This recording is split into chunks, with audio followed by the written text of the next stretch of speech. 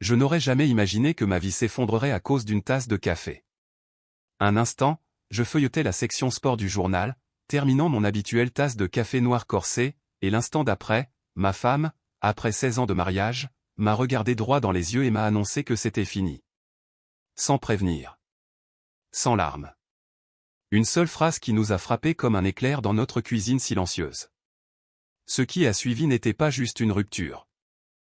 C'était une guerre lente et méthodique que je n'avais pas demandé, mais que, bon sang, j'ai terminé. Si vous avez déjà ressenti ce pressentiment au fond de vous que quelque chose cloche dans votre relation, ne l'ignorez pas. Parce que lorsque j'ai enfin levé le voile sur mon mariage, j'ai découvert la trahison, les mensonges et une vérité pour laquelle je n'étais pas prêt. Mais je n'ai pas abandonné sans me battre. C'est l'histoire de comment j'ai repris ma vie, pas à pas, en dévoilant une vérité brutale après l'autre. Mais revenons au début, je vais tout vous raconter dans l'ordre. Mardi a commencé comme n'importe quel autre jour. Le réveil a sonné à 6h30 précise. Je me suis levé, rasé, douché, habillé avec mon jean sombre habituel et une chemise à carreaux, puis je suis descendu. La maison était calme, comme je l'aime le matin. J'ai versé une tasse de café noir bien fort. Je me suis assis à la table de la cuisine et j'ai ouvert l'équipe, allant directement à la section sport. C'était une de ces rares matinées où je me sentais vraiment détendu. Le travail avait été un cauchemar ces dernières semaines, des délais clients, des retards de fournisseurs, et un de mes gars qui a démissionné sans préavis, mais à cet instant, la maison semblait paisible. Calme. Familière. Je ne l'ai même pas entendu entrer. Sophie est apparue dans l'embrasure de la porte, tenant une tasse de café dont elle n'avait probablement pas bu une gorgée. Elle portait une robe de chambre en soie ivoire qu'elle ne sortait généralement que le dimanche ou quand elle voulait se sentir « élégante », comme elle disait. Ses cheveux étaient détachés aux ces longues ondulations qu'elle passe une demi-heure à boucler chaque matin et elle était maquillée, ce qui était étrange pour 8 heures en semaine. On aurait dit qu'elle allait présenter une émission matinale. Elle s'est assise en face de moi à la table, sans même attendre que je lève les yeux. « Antoine » a-t-elle dit, la voix froide et tranchante. « Pose le journal. Il faut qu'on parle. » Je me suis dit qu'elle faisait du cinéma. C'était la spécialité de Sophie. Je pensais que ce serait quelque chose de futile comme vouloir changer le tapis du salon encore une fois, ou râler parce que je n'avais pas remplacé l'ampoule du couloir assez vite. Alors, j'ai posé le journal. Je l'ai plié soigneusement. J'ai pris une gorgée de café. Puis je l'ai regardé. Je le jure devant Dieu, il n'y avait pas une once de chaleur dans ses yeux. C'était comme regarder du givre sur un pare-brise. « Je te quitte » a-t-elle dit. « Je veux divorcer. » Comme ça. Sans hésitation. Sans préambule. Sans larmes. 6 mots qui ont aspiré tout l'air de la pièce. Je n'ai pas bougé. Je ne pouvais pas. Mon cerveau s'est figé une seconde, comme si j'avais raté quelque chose. Comme si elle citait une réplique d'une série télé ou répétait pour une pièce de théâtre. Elle ne pouvait pas être sérieuse, pas avec ce regard, pas après tout ce temps. J'ai baissé les yeux sur ma tasse et pris une autre gorgée. Mes mains n'ont pas tremblé, je m'en suis assuré. Quelle que soit la tempête qui me frappait intérieurement, je l'ai gardée là-dedans. Puis je l'ai regardée dans les yeux et j'ai demandé « C'est tout ?» Elle n'a pas scié. Pas cligné des yeux. « Tu n'es plus là depuis longtemps, Antoine ?» a-t-elle dit. J'en ai assez de faire semblant. Ça m'a un peu piqué, je l'admets. Parce que j'ai été présent. J'ai travaillé dur pour offrir une vie stable. J'ai gardé un toit au-dessus de nos têtes, payé chaque facture à temps, pensé à chaque anniversaire, écouté ses histoires sur son boulot, même quand ses campagnes marketing ou les discours de son patron, Thierry Dubois, ne m'intéressaient pas. Mais pour elle, ce n'était pas assez. Elle s'est levée, a lissé sa robe de chambre et est sortie de la cuisine comme si elle venait de dire « Au fait, on n'a plus de lait ». Pas un regard en arrière. Je suis resté là. À fixer l'endroit où elle se tenait. Tout en moi hurlait, mais on ne l'aurait pas deviné en me regardant. J'ai gardé mes mains immobiles. J'ai respiré lentement. Mais mon esprit s'emballait.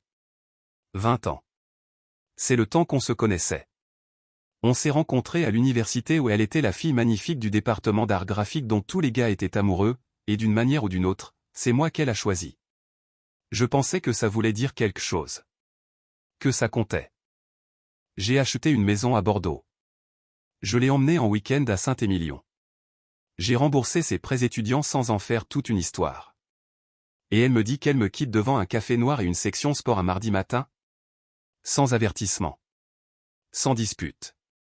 Sans aveu d'infidélité ou du moins, pas encore. Juste, tu n'es plus là. J'aurais peut-être dû crier. Supplier, demander des explications, faire une scène. Mais je ne l'ai pas fait. Parce qu'au fond, quelque chose dans sa manière de le dire, ce ton désinvolte, ce maquillage parfait, ce timing m'a fait comprendre que ce n'était pas spontané. Ce n'était pas une conversation. C'était une décision. Une décision qu'elle avait déjà prise. Qu'elle avait préparée. Et ça signifiait qu'autre chose se tramait. Quelque chose de plus grand. De plus laid. Et pour la première fois de ma vie, j'ai cessé de voir Sophie comme ma femme. Et j'ai commencé à la voir comme une adversaire. Après que Sophie est sortie de la cuisine comme si elle n'avait pas arraché le sol sous mes pieds, je suis resté là longtemps, à fixer l'embrasure vide. Finalement, je me suis levé. Mes jambes semblaient étranges, comme si j'avais couru 1 kilomètre sans avoir bougé. J'ai porté ma tasse à l'évier, les rincé et posé sur l'égouttoir comme n'importe quel autre matin.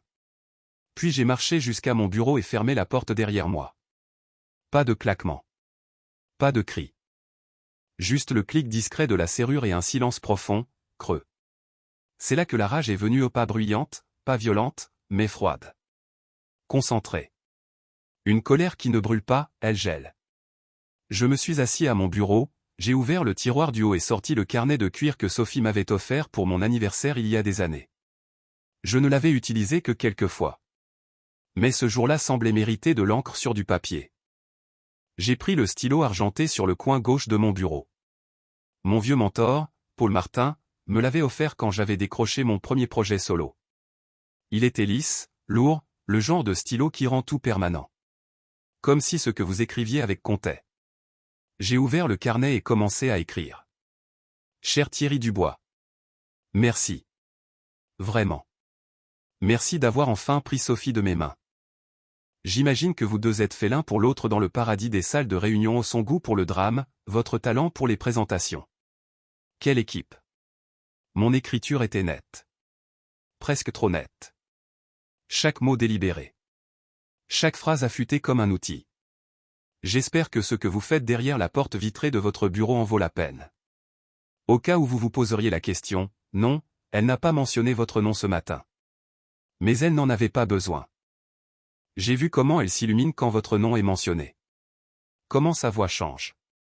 Vous étiez toujours, Thierry, jamais, mon patron, jamais, Monsieur Dubois. Non, elle prononçait votre nom comme une chanson. Je me suis arrêté là, regardant l'encre sécher sur la page. Ma mâchoire était serrée, mais mes mains restaient stables. J'inclus quelque chose qui comptait pour elle autrefois. Un ticket de loto. Elle l'a acheté il y a des mois et l'a scotché sur le frigo comme si c'était un tableau de visualisation. Elle disait que c'était son ticket de sortie.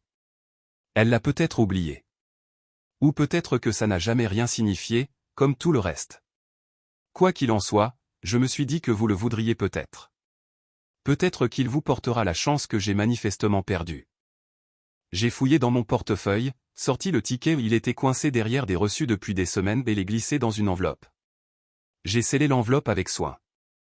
J'ai léché le rabat, l'ai pressé et écrit « Thierry Dubois » en lettres majuscules. Puis je me suis levé et j'ai porté l'enveloppe dans le couloir.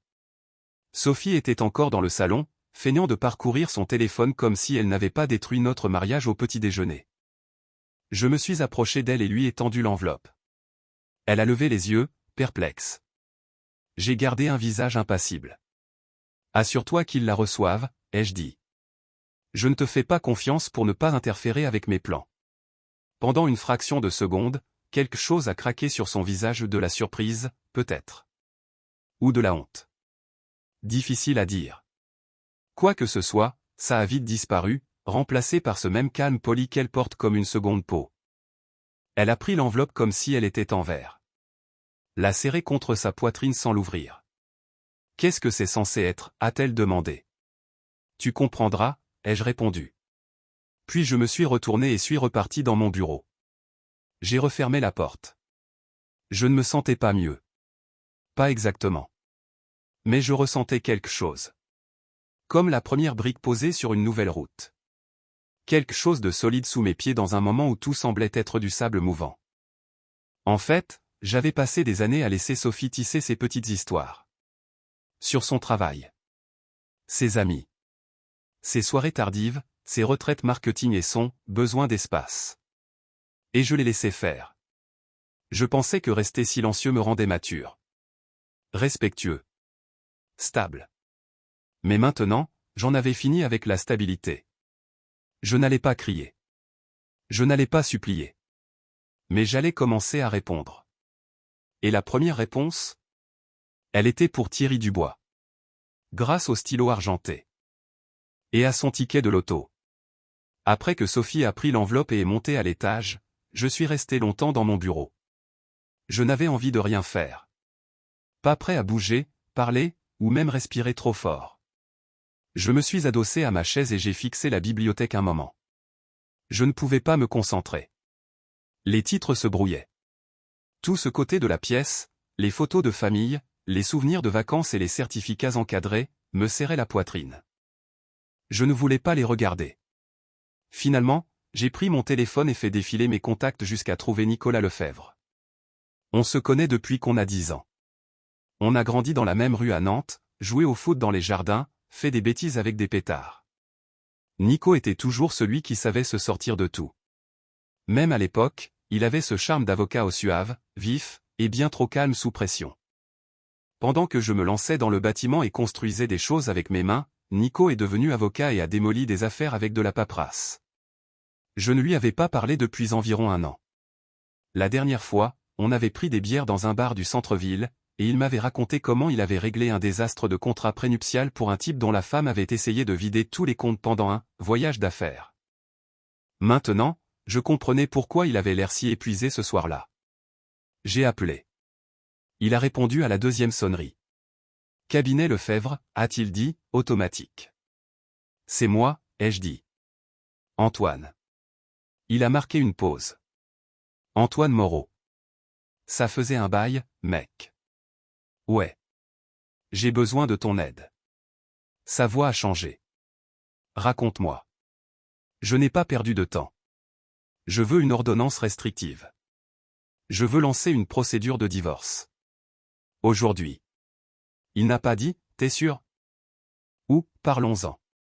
Il n'a pas essayé d'adoucir les choses. C'est ce que j'ai toujours aimé chez Nico. Il va droit au but quand il le faut. Il a juste dit, d'accord.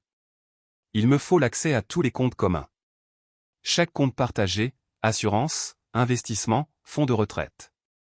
Rassemble les relevés des 6 derniers mois si tu peux. Change tes mots de passe pour tout ce qu'elle pourrait connaître. Verrouille ton téléphone et ton ordinateur. J'écrivais déjà pendant qu'il parlait. La maison est à toi complètement, a-t-il demandé. L'hypothèque est aux 2 noms. J'ai payé toutes les factures pendant 14 ans. Il faudra le prouver. Et récupère tes rapports de crédit. Si elle a contracté quelque chose dans ton dos, je veux le savoir. J'ai hoché la tête, même s'il ne pouvait pas me voir. Je m'en occupe. Et Antoine, a-t-il dit, baissant la voix, ne l'affronte plus sur rien. Pas de questions. Pas d'accusations. Rassemble tout. Discrètement. Proprement. Chaque trace écrite que tu peux trouver. Compris. On a passé en revue quelques détails. Liste des biens. Titre des véhicules. Dette commune. Il m'a dit de scanner et d'envoyer par mail ce que je pouvais et d'apporter les originaux quand on se verrait. En raccrochant, j'ai fixé mon téléphone une longue seconde, puis je l'ai posé doucement sur le bureau. C'est à ce moment que ça m'a vraiment frappé. Pas seulement que Sophie avait abandonné notre mariage. Pas seulement qu'elle m'avait menti pendant je ne sais combien de temps. Mais que j'allais la démanteler pièce par pièce au tribunal. Pas par vengeance. Pas même par fierté. Parce que je devais le faire. Parce que si je ne le faisais pas, elle prendrait tout ce qu'on avait construit à la maison, les comptes, mon nom, peut-être même essaierait de me faire passer pour le problème. Sophie n'était pas du genre à partir les mains vides. Elle était du genre à sourire en vous vidant, puis à vous dire que c'était votre faute si elle avait dû le faire. Alors, non. Je n'allais pas crier ou faire une scène. Je n'allais pas jouer fair-play ou noble. Je n'allais plus être le mec calme dans la pièce, hochant la tête pendant qu'elle réécrivait l'histoire. J'allais être prêt. Méticuleux. Froid, s'il le fallait. Nico m'avait dit un jour, en passant, que le tribunal se fichait de savoir qui avait raison ou il se souciait de qui avait les documents. Alors, j'allais apporter chaque pièce. Reçu, relevé, email, dossier. J'allais avoir des copies de copies. J'allais m'assurer que quand Sophie essaierait de sourire pour s'en sortir, la vérité lui claquerait au visage avant même qu'elle ne s'asseye. J'ai ouvert le classeur à côté de mon bureau et commencé à sortir des dossiers. Facture de service public. Relevé hypothécaire. Anciens emails. Fiche de paie. J'ai pris un bloc-notes et listé chaque identifiant et mot de passe à changer, chaque compte à verrouiller, chaque nom à retirer des accès communs. Je ne paniquais pas. Je ne pleurais pas. Je travaillais. Et ça faisait plus de bien que tout ce que j'avais fait depuis qu'elle m'avait annoncé qu'elle partait. C'était comme construire un mur autour du peu qu'il me restait. Et une fois fini, elle ne pourrait plus rien me prendre. Il fallait agir vite. Et surtout, j'avais besoin d'aide. J'avais une personne en tête. Camille Bernard. Camille était mon assistante exécutive depuis presque 3 ans. Elle était arrivée pendant une grosse transition dans mon entreprise, quand on venait de décrocher 2 contrats publics et que l'arrière-boutique était un chaos. En 2 semaines, elle avait tout remis en ordre, chaque document classé, chaque appel enregistré, chaque réunion à l'heure comme un train suisse. Elle ne parlait pas beaucoup sauf si elle avait quelque chose d'important à dire. Toujours habillée avec élégance, mais sans ostentation. Sa posture seule pouvait faire taire une pièce. Plus d'une fois, des gens au bureau l'ont prise pour une chef de service. Elle avait ce genre de présence. Alors, ce matin-là, je suis entré au bureau plus tôt que d'habitude et j'ai demandé à Camille de me rejoindre dans la petite salle de réunion. Elle a levé les yeux de son écran, a hoché la tête une fois et a pris sa tablette. La porte s'est refermée derrière nous. Je ne me suis même pas assis. J'ai besoin de ton aide, ai-je dit. Et ça reste entre nous. Elle a incliné la tête, une légère ride entre les sourcils. Bien sûr. Je divorce, ai-je dit platement. Elle n'a pas encore déposé, mais j'ai déjà un avocat. Il faut tout verrouiller. Camille n'a pas sursauté ni fait de bruit compatissant. Elle a juste tapé quelque chose sur son écran et dit, compris. Commençons par les comptes communs. On a tout passé en revue.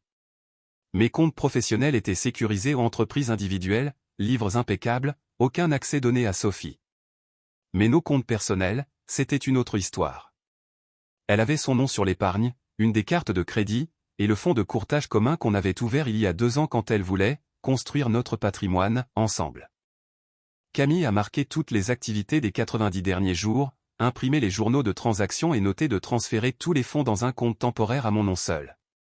Je vais aussi activer des notifications pour toute tentative d'accès ou changement de mot de passe, a-t-elle dit.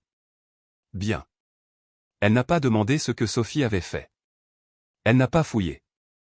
Elle a juste travaillé. À la fin de cette réunion, j'avais plus de clarté que depuis des jours. Plus tard cet après-midi-là, je suis rentré directement à la maison et j'ai appelé un serrurier. Je lui ai dit que je voulais changer les serrures de toutes les portes extérieures entrée, arrière, accès au garage, même le portillon latéral. Quand il m'a demandé si je venais d'emménager, j'ai dit, quelque chose comme ça. Il a fini en moins d'1 heure. 4 nouvelles serrures, chacune avec une clé différente, avec 3 copies de secours pour chacune. J'en ai rangé un jeu dans mon bureau, un dans un coffre dans le garage, et un dans la boîte à gants de ma voiture. Ce même soir, j'ai accédé au système de sécurité de la maison. Je l'avais installé pour l'assurance après un cambriolage dans le quartier il y a des années. Sophie trouvait ça exagéré. Qui voudrait voler tes outils, Antoine, disait-elle, avec ce demi-sourire moqueur. Il s'avère que ce n'étaient pas les étrangers dont je devais me méfier. J'ai mis à jour le système sur le champ.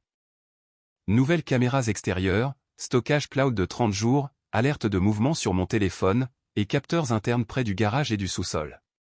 J'ai ajouté une caméra secondaire dans le couloir d'entrée, juste à l'intérieur, une face au salon, une couvrant l'escalier. Cette nuit-là, j'ai testé chaque flux vidéo. Tout fonctionnait comme une horloge. Les alertes arrivaient instantanément. l'application me montrait chaque angle en temps réel. Je ne me sentais pas plus en sécurité, exactement. Mais je me sentais prêt. Camille m'a recontacté par mail le lendemain matin.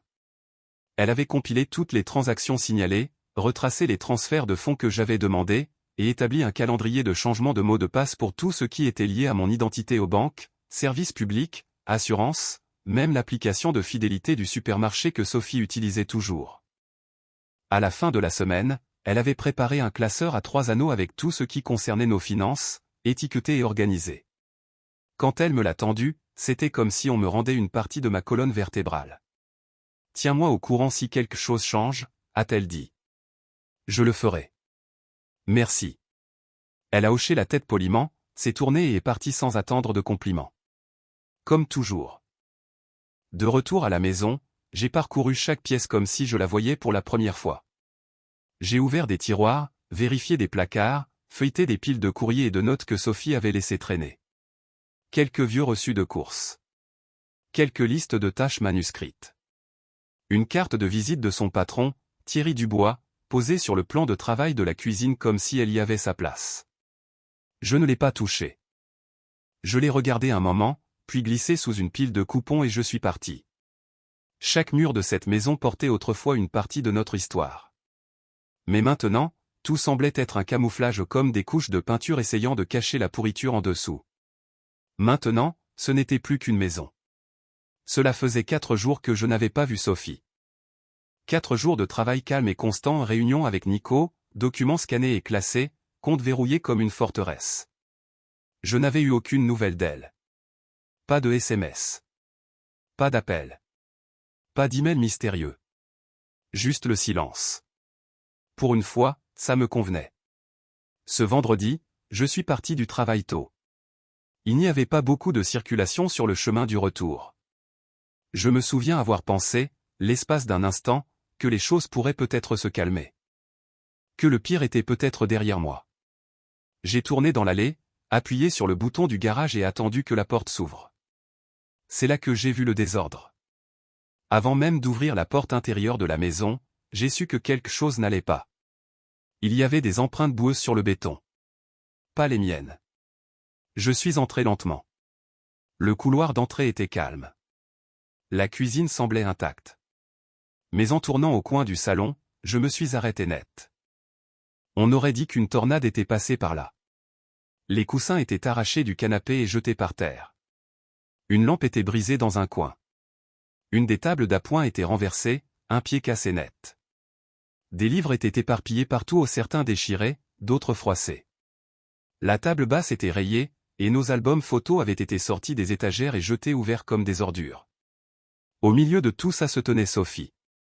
Ses cheveux étaient en bataille, son maquillage étalé comme si elle avait pleuré ou peut-être qu'elle s'en fichait assez pour ne pas l'essuyer. Elle portait un de ses vieux pulls, les manches tirées sur ses mains comme si elle voulait disparaître dedans. Ses yeux étaient vitreux et sauvages. « Tu ne peux pas m'effacer comme ça », a-t-elle crié, la voix brisée. « C'est ma maison aussi. Tu ne peux pas tout me prendre. » Je suis resté dans l'entrée. Je n'ai pas bougé. Pas parlé. Juste observé. Il s'avère que j'avais oublié de changer une serrure.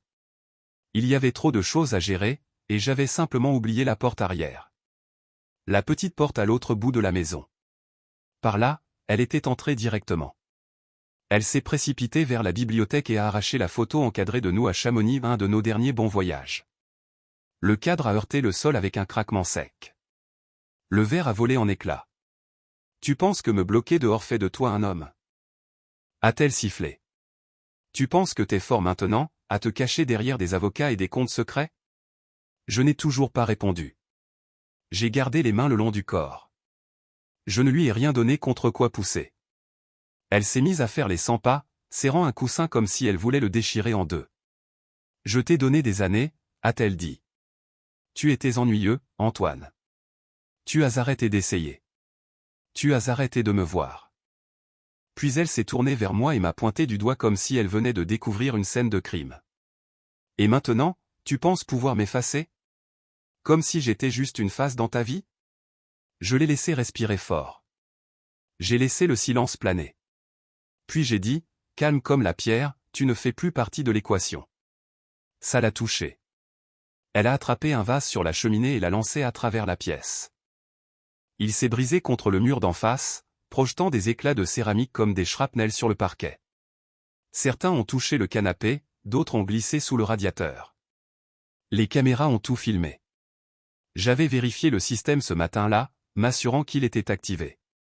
Il y avait 3 angles sur elle à ce moment-là au couloir d'entrée, coin du salon, et au-dessus de la cheminée.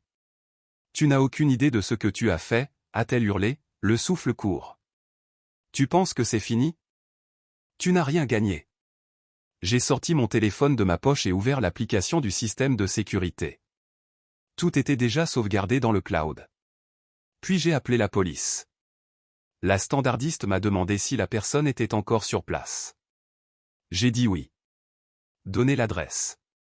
Dit qu'il y avait eu des dégâts matériels et que j'avais des images. Ils ont dit que des officiers arrivaient. Je suis resté près de la porte d'entrée et n'ai plus parlé. Quand les gendarmes sont arrivés, ils étaient 2. Professionnels, calmes, comme s'ils avaient déjà tout vu ou ce qui était probablement le cas. Un officier a demandé à Sophie de s'asseoir et d'expliquer. Elle a refusé. S'est remise à crier. Il m'a enfermé dehors de ma propre maison. Vous ne comprenez pas, ça devait être à moi aussi. L'autre officier m'a pris à part et m'a demandé si j'avais des preuves de propriété, des images. J'avais tout. J'ai fourni les documents que Camille m'avait aidé à organiser, ouvert le flux des caméras, montré les clips. Après ça, les choses ont bougé vite. Ils lui ont demandé de partir. Elle a dit non. Ils lui ont donné un choix. Elle a jeté un autre coussin et renversé une lampe sur pied. Ça suffisait. Quand ils l'ont escortée dehors, elle ne s'est pas laissée faire calmement. Elle s'est débattue, a crié, m'a accusé de tout et n'importe quoi. Mensonge. Manipulation. Abandon. Elle a dit que j'avais corrompu notre mariage. Que j'avais écouté les mauvaises personnes. Je n'ai rien dit.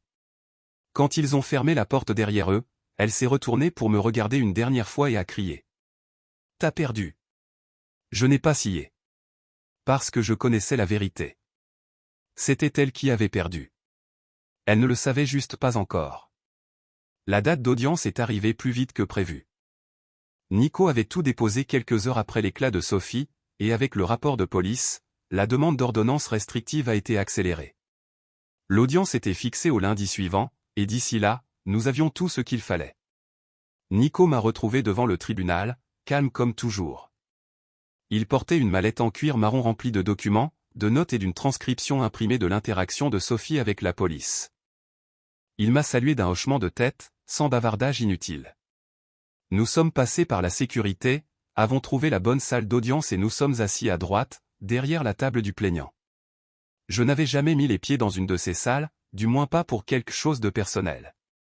Sophie est entrée 10 minutes plus tard. Elle semblait débranchée. Cheveux relevés en un chignon désordonné, pas de maquillage, pantalon gris et chemisier noir que je n'avais jamais vu. Elle n'avait pas l'air apprêtée ou confiante. Elle semblait vouloir se fondre dans le décor.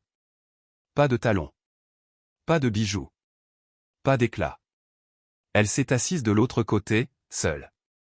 Son avocat était en retard, et quand il est arrivé, il ressemblait plus à un défenseur public qu'à quelqu'un qu'on engagerait pour se battre pour la moitié des biens d'une vie.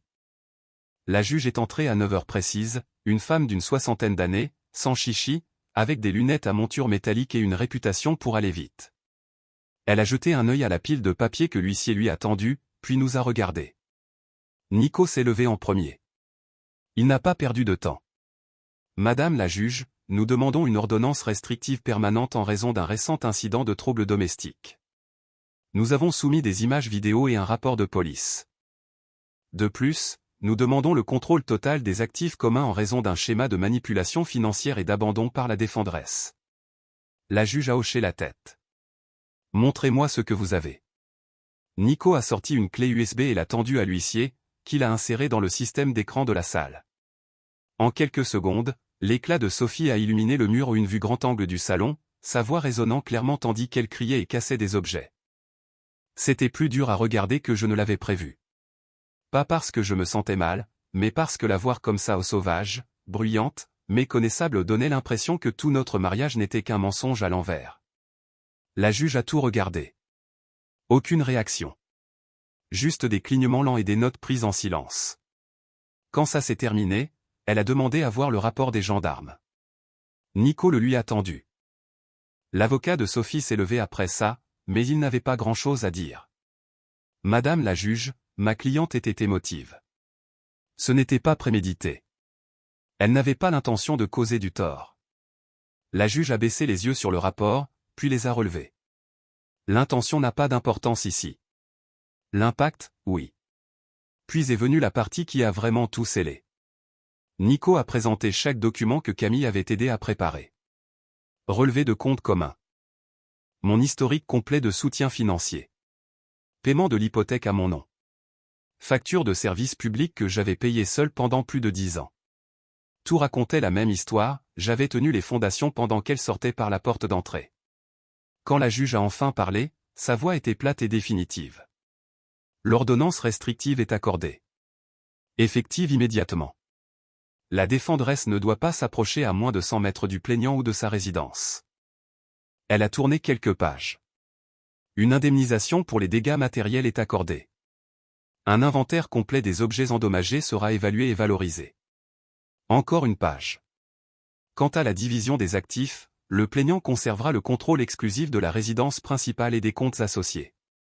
Le tribunal constate que la défenderesse a contribué de manière minimale et a renoncé à toute autre revendication par abandon volontaire. Sophie n'a pas bougé. Pas réagi. Elle fixait devant elle comme si elle n'entendait rien. Nico s'est rassis à côté de moi et s'est penché légèrement. « Elle est hors de ta vie », a-t-il murmuré. « T'es intouchable maintenant. » Je n'ai pas répondu. J'ai continué à regarder droit devant, les mains croisées sur mes genoux, ressentant tout et rien à la fois. Quand l'audience s'est terminée, Sophie s'est levée lentement. Elle semblait plus petite que dans mes souvenirs. Pas seulement physiquement, quelque chose dans sa présence s'était rétréci. Elle n'a pas croisé mon regard. N'a pas dit un mot. Elle est sortie de la salle derrière son avocat comme quelqu'un suivant une ombre.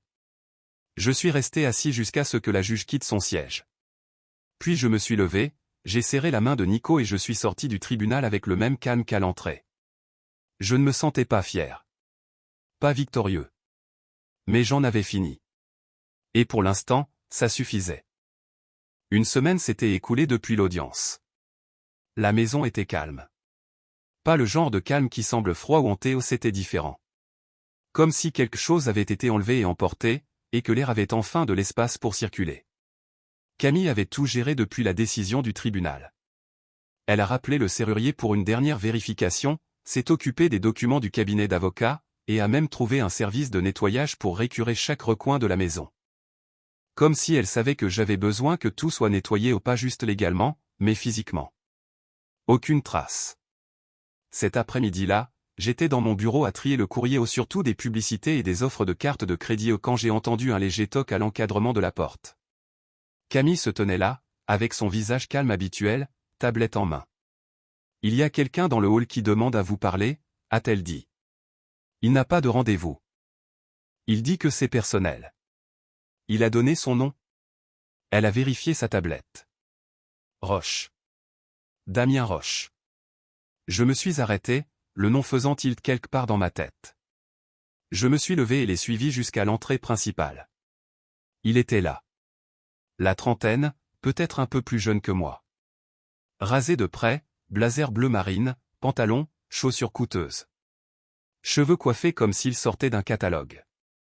Il se tenait juste à l'intérieur de la porte, mains dans les poches, épaules crispées. Il avait l'air d'un type habitué à se sortir des situations avec un sourire mais pas celle-ci. « Monsieur Moreau » a-t-il demandé. « C'est moi » ai-je dit. Il s'est avancé et a tendu une main. Damien Roche. Je ne l'ai pas serré. Je l'ai juste regardé. Il l'a retiré et a hoché la tête, comme s'il s'y attendait. « Je sais que c'est étrange » a-t-il commencé. Mais je me suis dit que la moindre des choses était de venir en personne. J'ai attendu. J'ai été impliqué avec Sophie, a-t-il dit. On s'est rencontrés il y a 6 mois. Je ne savais pas qu'elle était mariée au début, et quand je l'ai appris, j'ai mis fin à tout. Je le jure. Elle m'a dit que c'était fini entre vous de toute façon, et eh bien, je ne vais pas vous insulter avec les détails. Vous en avez probablement assez des mensonges. Il a sorti une enveloppe de l'intérieur de son blazer. Elle m'a donné un ticket de loto, a-t-il dit. Il y a un moment.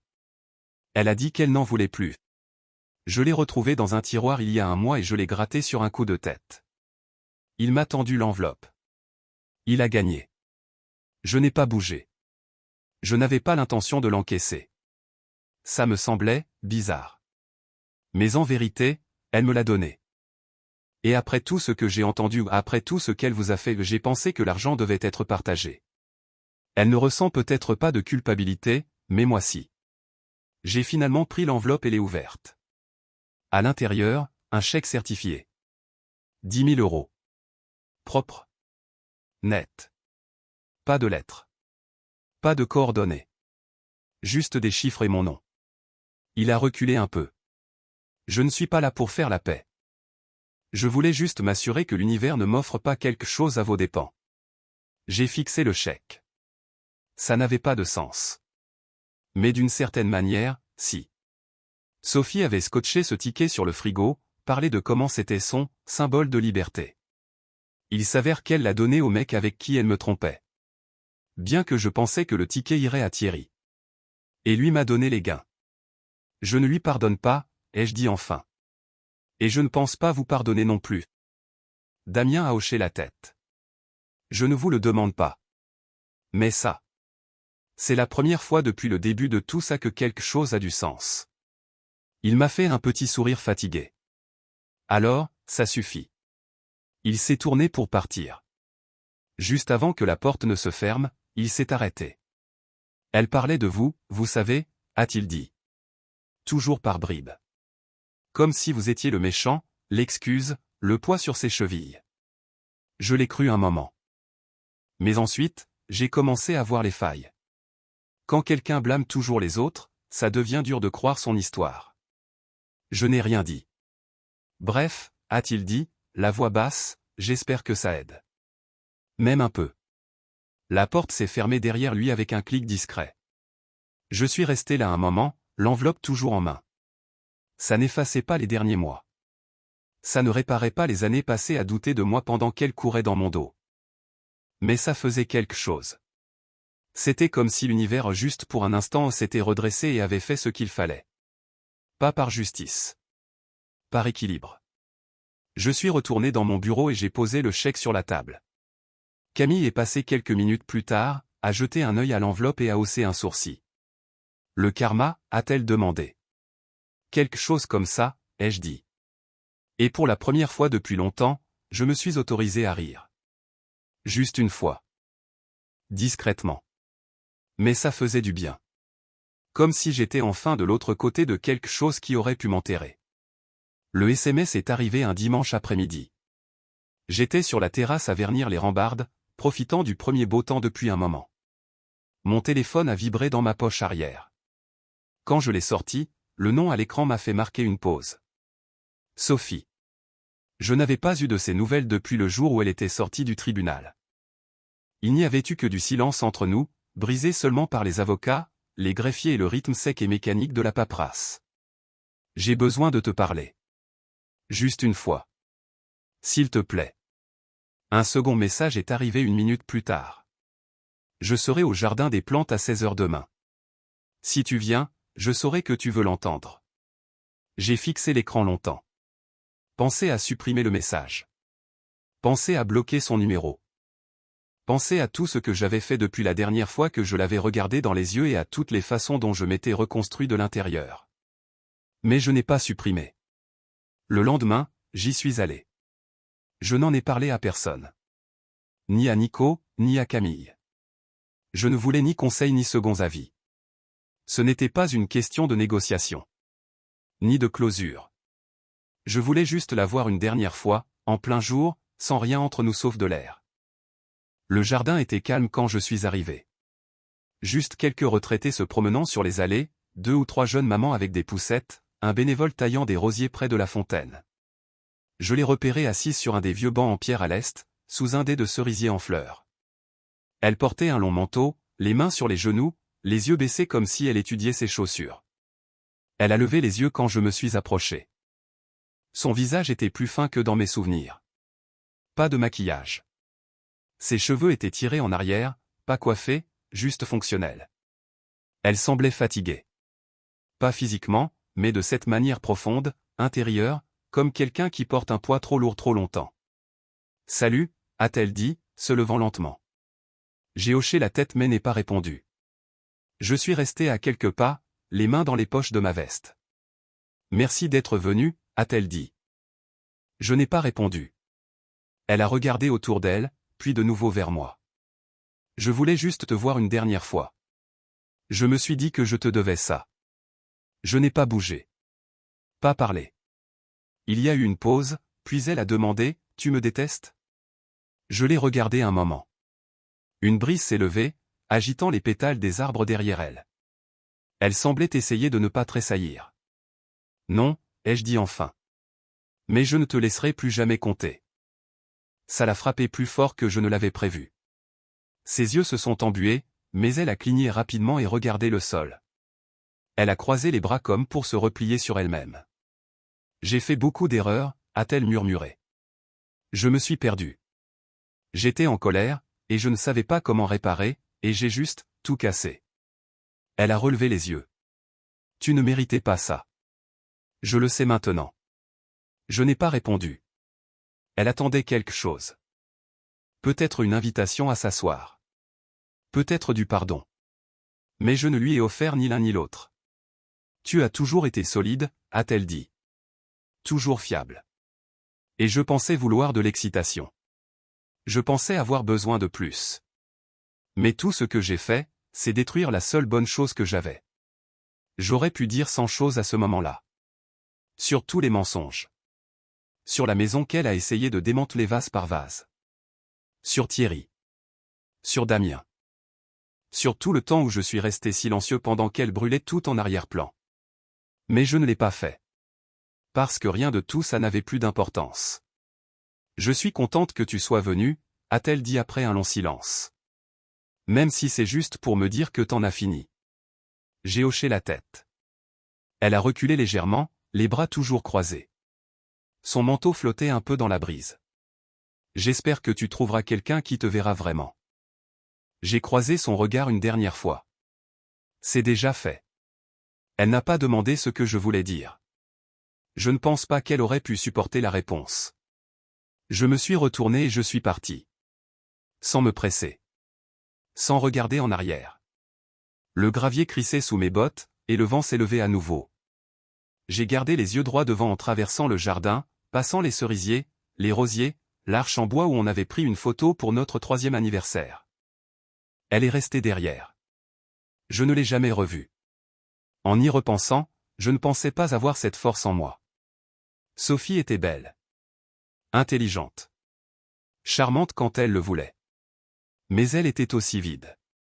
Complètement fausse, d'une manière que je ne pouvais pas voir avant qu'elle ne se retrouve à patauger dans le désordre qu'elle avait créé. Si vous lisez ceci et que quelque chose dans votre instinct vous dit que quelque chose cloche avec la personne à vos côtés, écoutez-le. Ne laissez pas le charme vous aveugler. Ne laissez pas l'amour vous rendre paresseux. Creusez. Préparez-vous. Et quand le moment viendra? Brûlez le pont. Salez la terre. Et construisez une nouvelle maison à vos conditions. Partagez vos réflexions dans les commentaires, avez-vous déjà dû reconstruire votre vie à partir de zéro? Qu'est-ce que cela vous a appris? Si vous avez aimé cette histoire, abonnez-vous à la chaîne et laissez-nous un « j'aime ».